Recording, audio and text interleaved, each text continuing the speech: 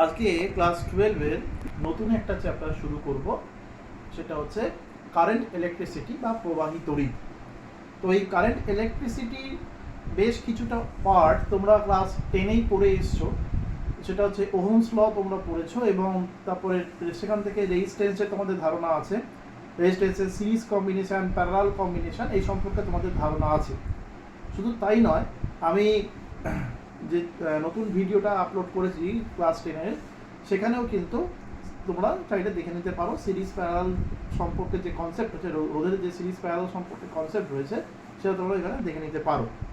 তো আজকে ওই পোর্শনটুকু বাদ দিয়ে আমি শুরু করব।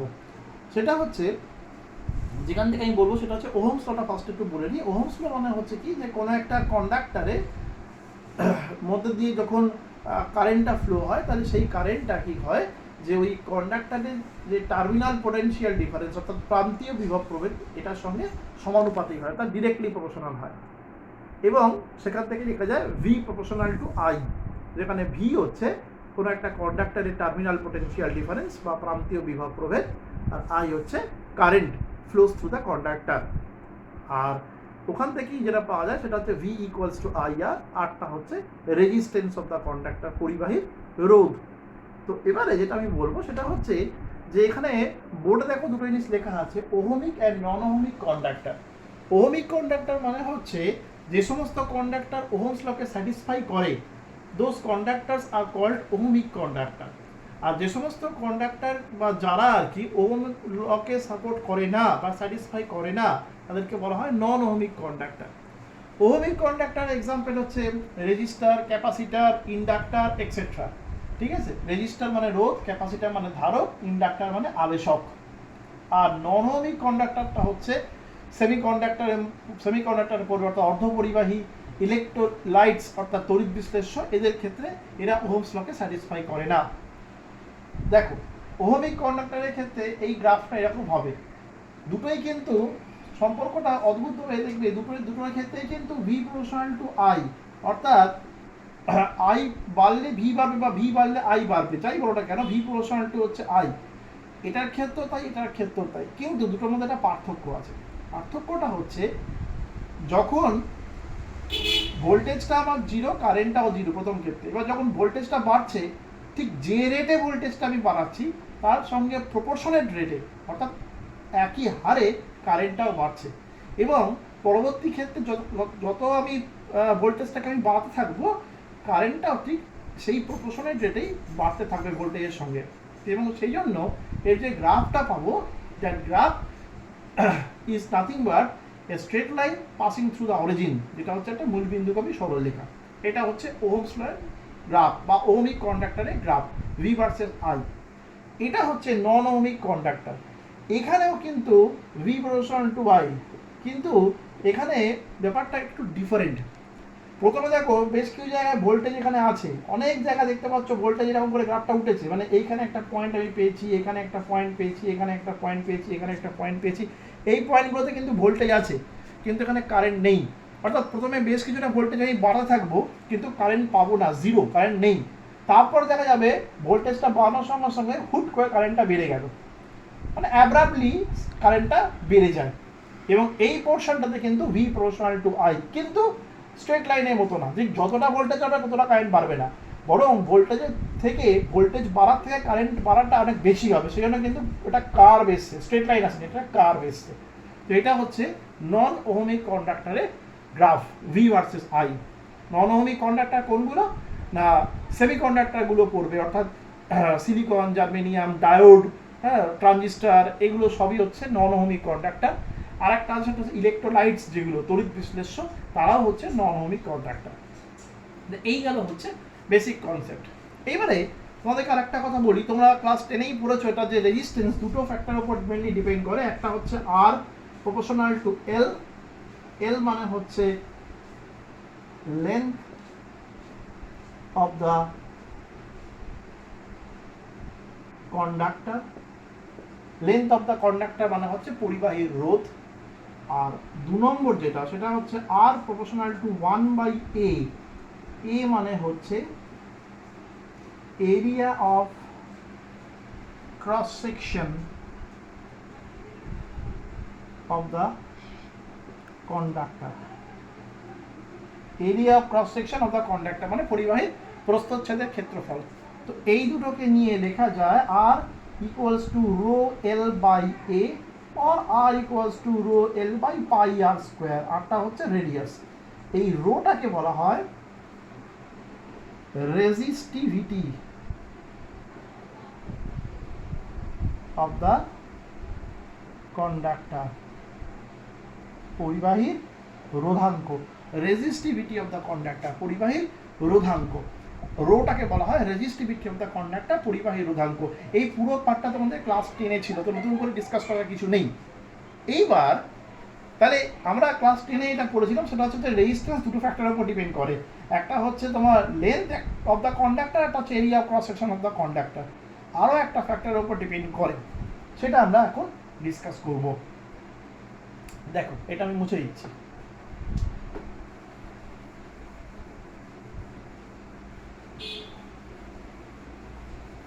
আরও একটা ফ্যাক্টরের উপর ডিপেন্ড করে এবং এটাই কিন্তু খুব গুরুত্বপূর্ণ একটা জিনিস।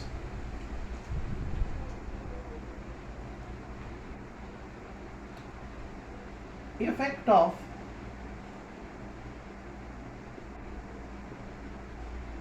of temperature, এটা কিন্তু খুব ইম্পর্টেন্ট। এফেক্ট অফ টেম্পারেচার, শোনো একটা কথা বলি, ওহমস ল যখন আমরা পড়েছিলাম তখন তার কিছু কন্ডিশন ছিল। কন্ডিশনটা এরকম ছিল যে টেম্পারেচার, মেটেরিয়াল এবং আদার ফিজিক্যাল প্রপার্টি এগুলো কনস্ট্যান্ট থাকবে। বাংলায় ছিল উষ্ণতা, উপাদান এবং অন্যান্য ভৌত অবস্থাকে অপরিবর্তিত রাখতে হবে, মানে এগুলোকে পাল্টানো যাবে না। কিন্তু যদি পাল্টানো হয় তাহলে কি হবে? যদি টেম্পারেচারকে বাড়ানো হয় কোনো একটা কন্ডাক্টরে, মনে রাখবে টেম্পারেচার বাড়ার সঙ্গে সঙ্গে কোনো একটা কন্ডাক্টরের রেজিস্ট্যান্স বেড়ে যায়, আর টেম্পারেচার বাড়ানোর সঙ্গে সঙ্গে কোনো একটা সেমিকন্ডাক্টরে মানে অর্ধপরিবাহীর ক্ষেত্রে রেজিস্ট্যান্স কমে যায়। ঠিক উল্টোটা হয়, অর্ধপরিবাহী বা ইলেকট্রোলাইটস যেগুলো তড়িৎ বিশ্লেষ্য অর্থাৎ নন ওহমিক কন্ডাক্টরগুলোর ক্ষেত্রে টেম্পারেচার বাড়ার সঙ্গে সঙ্গে ওদের রেজিস্ট্যান্সটা কমে যায়, whereas ওহমিক কন্ডাক্টরের ক্ষেত্রে টেম্পারেচার বাড়ার সঙ্গে সঙ্গে রেজিস্ট্যান্সটা বেড়ে যায়। কিন্তু প্রশ্নটা হচ্ছে যে টেম্পারেচার বাড়ার সঙ্গে রেজিস্ট্যান্স বেড়ে গেল, ঠিক আছে, কিন্তু কীভাবে বাড়লো তার একটা প্রসেস আছে, একটা ক্যালকুলেশন আছে, সেটা আমরা করব।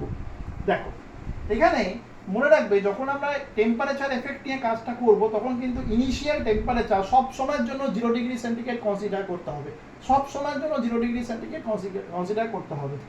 তাহলে আমরা ধরে নিচ্ছি let R naught be the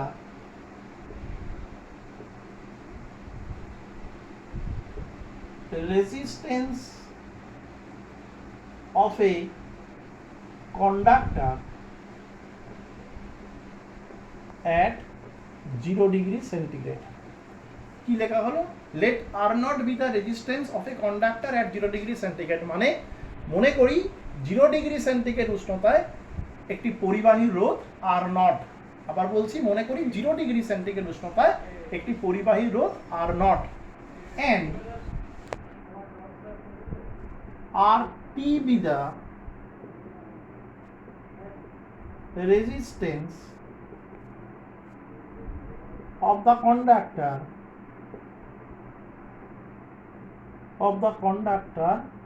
at T degree centigrade। এবং মনে করলাম T ডিগ্রি সেন্টিগ্রেডে ওই কন্ডাক্টর রেজিস্ট্যান্স হচ্ছে RT। তাহলে বুঝতেই পারছো যে RT-টা R নটের থেকে বেশি হবে, কারণ টেম্পারেচার বাড়লে রেজিস্ট্যান্সটা বাড়ে, সোজা কথা। তাহলে কতটুকু বাড়বে? therefore change in resistance,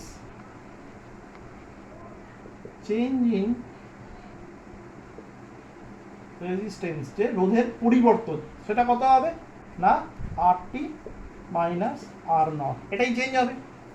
তাহলে এই যে চেঞ্জটা হলো বা ইনক্রিমেন্টটা হলো, এটা কি জন্য হলো? এটা কোন কোন বিষয়ের উপর ডিপেন্ড করছে?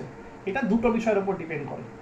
এক নম্বর হচ্ছে RT minus R naught proportional to T. টিটা হচ্ছে টেম্পারেচার ডিফারেন্স। তুমি দেখো হিসাব করে, তুমি যত টেম্পারেচার ডিফারেন্সটা বাড়াবে অর্থাৎ যত আমি কন্ডাক্টরের টেম্পারেচারটা বাড়াবো তত কিন্তু এই ইনক্রিমেন্টটা বেশি হবে, অর্থাৎ রেজিস্ট্যান্সটা তত বাড়বে।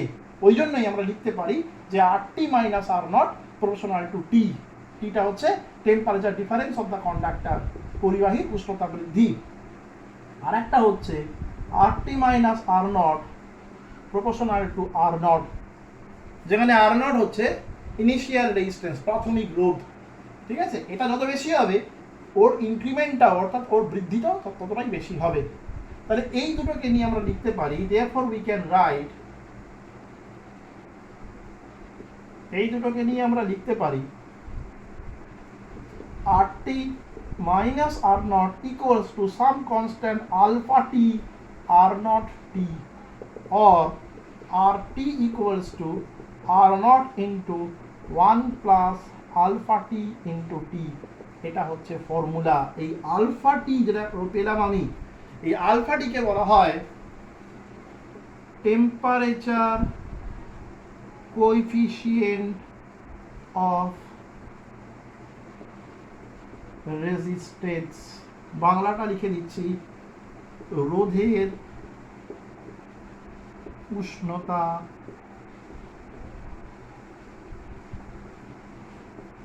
গুণাঙ্ক। ঠিক আছে, এটা দেখে নাও ক্যালকুলেশন। তার মানে এখান থেকে পরিষ্কার যে টেম্পারেচার বাড়লে রেজিস্ট্যান্স বাড়ছে। ঠিক আছে, এখান থেকে কিন্তু একটা অঙ্ক দেয়, যখন আমি নিউমেরিক্যালস করাবো তখন এখান থেকে করতে দেবো।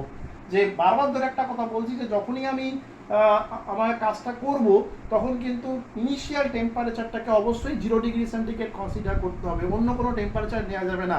তোমাকে হয়তো নিউমেরিক্যালে ধরো দেয়া থাকবে যে 30 ডিগ্রি সেন্টিগ্রেডে কোনো একটা কন্ডাক্টরের রোধ হচ্ছে 5 ওহম, তাহলে 70 ডিগ্রি সেন্টিগ্রেডে ওর রেজিস্ট্যান্স কত হবে এটা বের করো, আলফা ধরো দেওয়া আছে তোমাকে। তখন তোমাকে কিন্তু ইনিশিয়াল টেম্পারেচারটা 0 ডিগ্রি ধরেই কাজটা করতে হবে। সেটা কি করে করতে হবে আমি কিন্তু সেটা যখন নিউমেরিক্যাল করাবো তখন আমি দেখিয়ে দেবো, কিন্তু এই কথাটা মাথায় রাখতে হবে যে এখানে কিন্তু ইনিশিয়াল টেম্পারেচার সবসময়ের জন্য 0 ডিগ্রি সেন্টিগ্রেড ধরে কাজটা করতে হবে, অন্য কিছু টেম্পারেচার ধরা যাবে না। একবার দেখে নাও ক্যালকুলেশনটা, দেখে নিয়েছো? ওকে, নেক্সট যেটা আমি করাচ্ছি ভালো করে দেখো, এটাও তোমরা ক্লাস 10-এ শিখেছো, তবুও এটা আমি আরেকবার একটু পড়িয়ে দিই। সেটা হচ্ছে লস্ট ভোল্ট, বাংলাটা হচ্ছে নষ্ট ভোল্ট, লস্ট ভোল্ট বা নষ্ট ভোল্ট কি জিনিস দেখো। আমি একটা সার্কিট আঁকছি, সার্কিটটা আঁকলে একে বিষয়টা আমি বুঝিয়ে দিচ্ছি।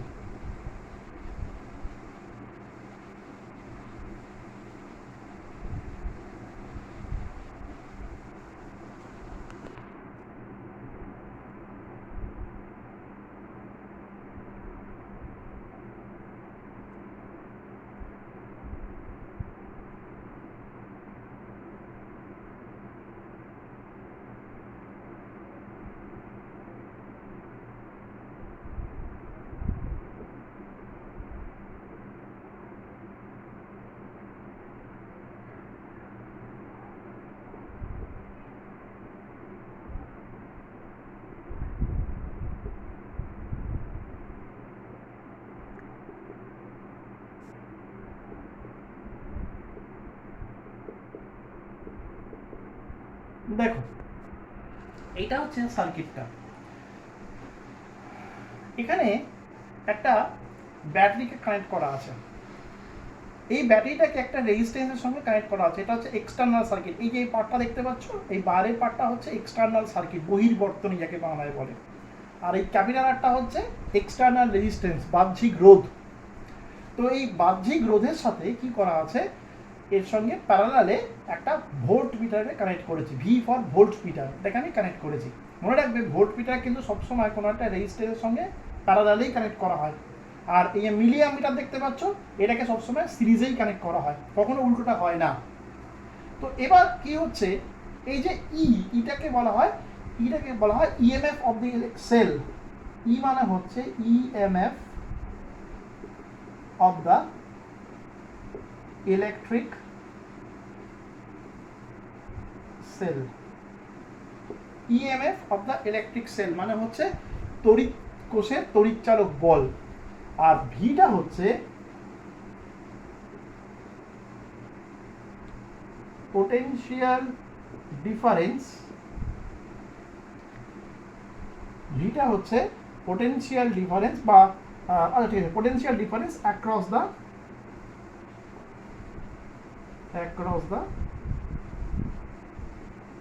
Resistance. Potential difference across the resistance মানে হচ্ছে তোমার রোধের বিভব প্রভেদ। ক্যাপিটাল আরটা তো রোধ বলার দরকার আছে, তো আলাদা করে বলছি না। স্মল আর, এই স্মল আরটা কিন্তু খুব ইম্পর্টেন্ট জিনিস। এটা হচ্ছে ইন্টারনাল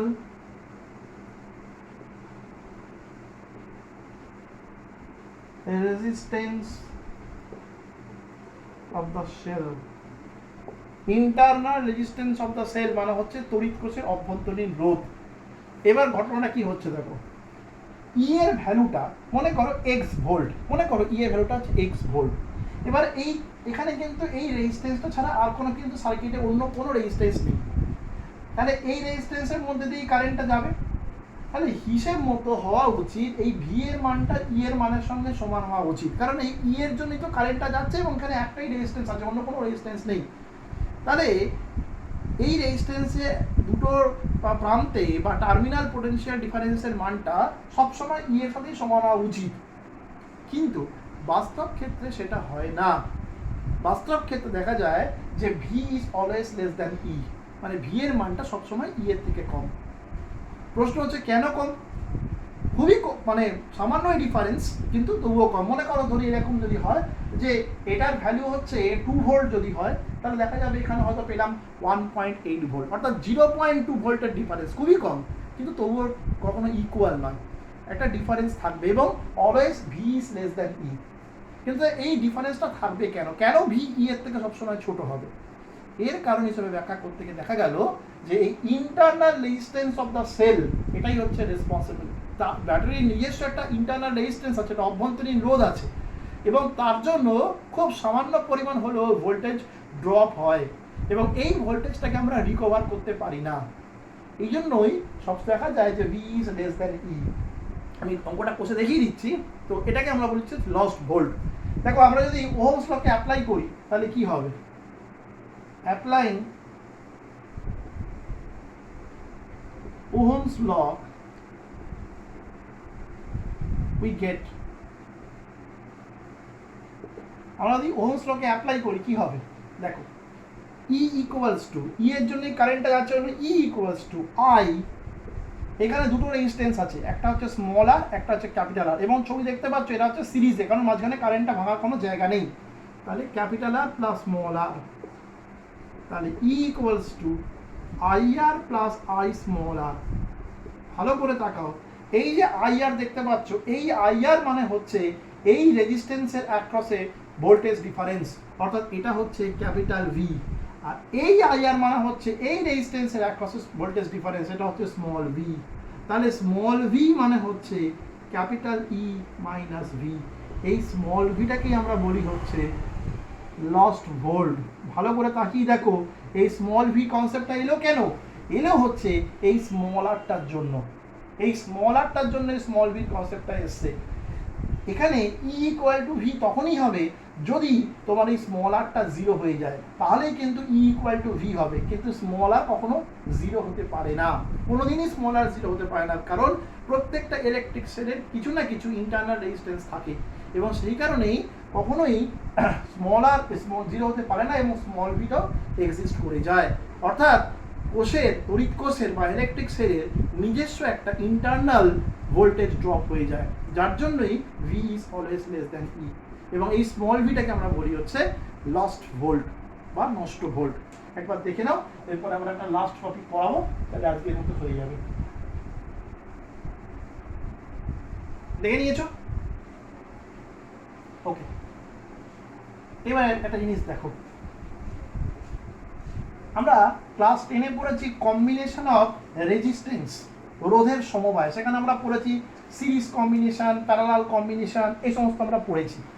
আজকে যেটা আমরা শিখবো এটা আমরা, সেটা হচ্ছে কম্বিনেশন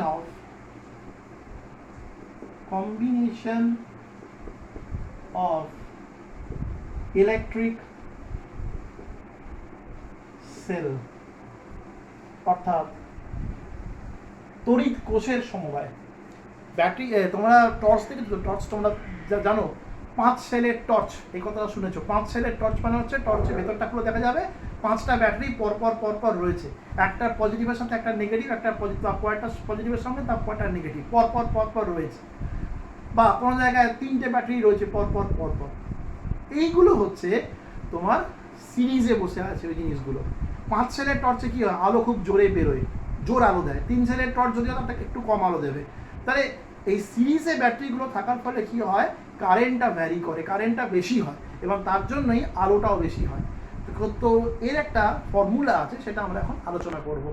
তাহলে এই কম্বিনেশন অফ ইলেকট্রিক সেল মানে হচ্ছে তড়িৎ কোষের সমবায়।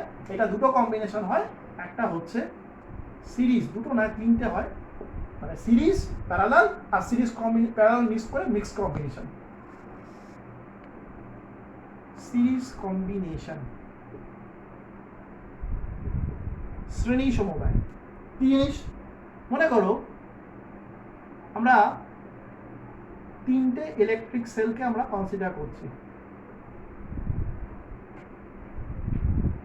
এইরকম 3টে ইলেকট্রিক সেলকে আমরা কনসিডার করছি এবং তাকে আমরা একটা এক্সটার্নাল রেজিস্ট্যান্সের সঙ্গে জুড়ে দিলাম, ক্যাপিটাল আর। এদের প্রত্যেকের ইএমএফ হচ্ছে ই, ইন্টারনাল রেজিস্ট্যান্স হচ্ছে small R, plus minus plus minus plus minus. 3টে বসে আছে হচ্ছে সেই ইলেকট্রিক সেল, প্রত্যেকের ইএমএফটা হচ্ছে ই এবং প্রত্যেকের ইন্টারনাল রেজিস্ট্যান্স আর। এরা বসে আছে সিরিজে এবং জয়েন করা আছে একটা এক্সটার্নাল রেজিস্ট্যান্স ক্যাপিটাল আর এর সাথে। তাহলে এখানে কারেন্টটা ফ্লো হবে, মনে রাখবে কারেন্টটা সবসময় পজিটিভ থেকে নেগেটিভের দিকে যায়, অর্থাৎ এই কারেন্টের ডিরেকশনটা কিন্তু উল্টে দিও না কখনো, এরকম। তাহলে কারেন্টের ফর্মুলা হচ্ছে net EMF by net resistance, অর্থাৎ মোট তড়িৎচালক বল বাই মোট রোধ। তাহলে net EMF of the circuit E equals to বর্তনীর মোট তড়িৎচালক বল capital E is equals to, যেহেতু 3টে সিরিজে বসে আছে তাহলে এটা হবে হচ্ছে 3 হলো, and net resistance of the circuit বর্তনীর মোট রোধ আর ইকিউ, মানে হচ্ছে ইকুইভ্যালেন্ট, তুল্যাঙ্ক।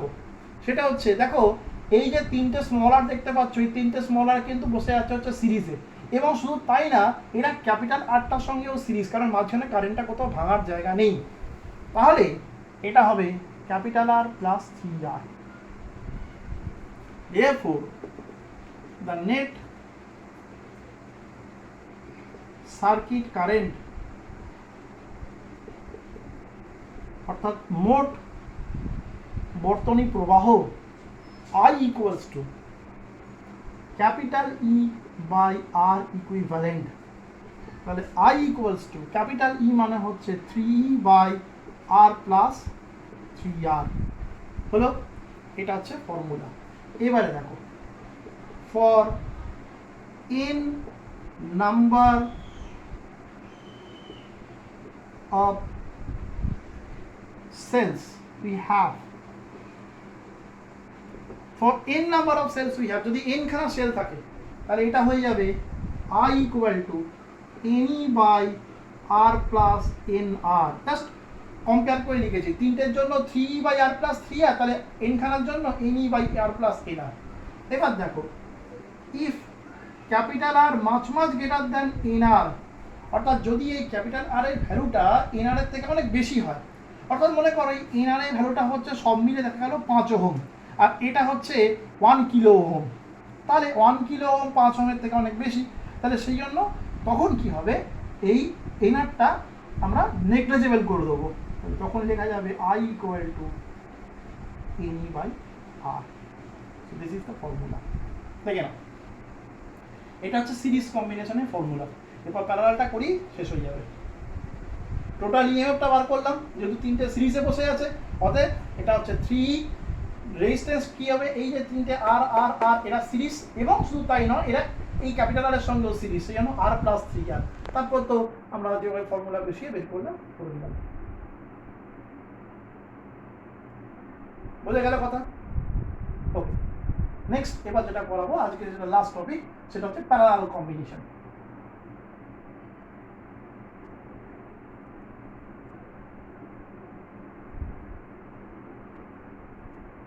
প্যারালাল কম্বিনেশন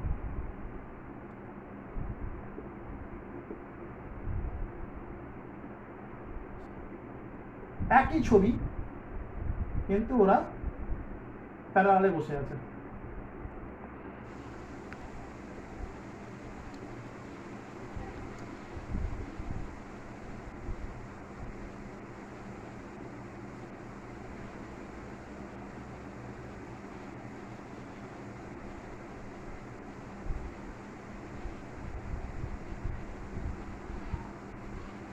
এই হচ্ছে বিষয়টা, একই জিনিস কিন্তু সিরিজের পরিবর্তে ওরা বসে আছে হচ্ছে প্যারালাল, এবং ওদের টার্মিনালটা হচ্ছে এবি, এটা হচ্ছে স্মল আর, এটা ক্যাপিটাল আর, এবং প্রত্যেকটা ইএমএফ হচ্ছে ই, এটা আই। আবার বলছি, পজিটিভ থেকে নেগেটিভের দিকে কারেন্টটা যায়। তাহলে এখানে একই করব, যে net EMF of the circuit capital E equals two, ভালো করে শুনে নাও, এখানে কিন্তু 3E হবে না। কেন 3E হবে না? কারণ এই যে প্রত্যেকটা ই দেখতে পাচ্ছ, প্রত্যেকেরই কিন্তু টার্মিনালটা সেম আছে। প্রথমটারও টার্মিনাল এবি, মাঝখানেরটার টার্মিনাল এবি, লাস্টেরটাও টার্মিনাল এবি। অর্থাৎ যেহেতু প্রত্যেকটা টার্মিনালটা সেম আছে, টার্মিনাল সেম থাকা মানে হচ্ছে পোটেনশিয়ালটা কনস্ট্যান্ট থাকে। এটা আমরা ক্যাপাসিটেন্সেও ডিসকাস করেছিলাম। টার্মিনালটা সেম থাকা মানে পোটেনশিয়াল চেঞ্জ হবে না। সিরিজের সাথে এটাই ডিফারেন্স, সিরিজে কিন্তু টার্মিনালগুলো আলাদা আলাদা ছিল, যার জন্যই ই তিনটে নিয়ে 3E হয়ে গেছিল। কিন্তু এখানে প্রত্যেকটা এই টার্মিনালটা সেম থাকার জন্য কিন্তু পোটেনশিয়ালটা কনস্ট্যান্ট থাকবে, অতএব এটা ই হবে, এটা অন্য কিছু হবে না। তাহলে আরেকটা হচ্ছে equivalent resistance of the circuit REQ is equals to, ভালো করে দেখো, এই যে তিনটে আর দেখতে পাচ্ছ, এই তিনটে আর কিন্তু প্যারালালে বসে আছে, এই আর এই আর এই আর। তাহলে এই তিনটে আর এর প্যারালাল করলে আমার আসবে হচ্ছে R/3। সেই R/3টা হচ্ছে একটা রেজিস্ট্যান্স, যেটা কিন্তু এই ক্যাপিটাল আর এর সাথে সিরিজে বসে আছে। আর সেক্ষেত্রে কি হবে, R প্লাস R/3। বুঝিয়ে দিই, এই আর এই আর এই আর তিনটে আর বসে আছে প্যারালালে, তাহলে তিনটে আর এর জন্য ইকুইভ্যালেন্ট একটা রেজিস্ট্যান্স হবে, সেটা হচ্ছে R/3। ফর্মুলা পেলেই এসে যাচ্ছে, 1/R plus 1/R plus 1/R করে সেটাকে উল্টো দিতে হবে, অর্থাৎ R/3। এই R/3 হচ্ছে একটা রেজিস্ট্যান্স হবে, যেটা কিনা এই আর এর সাথে সিরিজে বসে আছে। তাহলে ইকুইভ্যালেন্টটা হচ্ছে R plus R/3। Therefore the circuit current is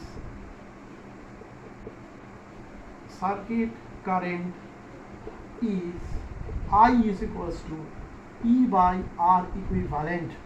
তাহলে I is equals to E by R plus R/3, or I is equals to 3E by R plus 3R plus small r।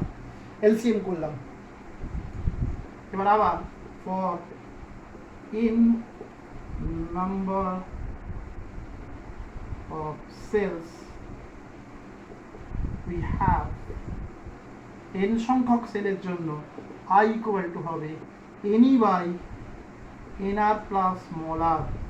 তাহলে if NR much greater than R, therefore I is equals to NE by NR, এটা কেটে গিয়ে হবে I equal to E by R। তাহলে কিন্তু কারেন্টটা কম আসে। দেখে নাও, আজকে এই অবধি থাকবে, দেখে নাও। তাহলে সিরিজ কম্বিনেশন, প্যারালাল কম্বিনেশন করলাম, সামনের দিনকে এই দুটো কম্বাইন্ড কম্বিনেশন যেটাকে মিক্সড কম্বিনেশন বলি সেটা আমরা বের করবো। আজকে এই অবধি থাকবে।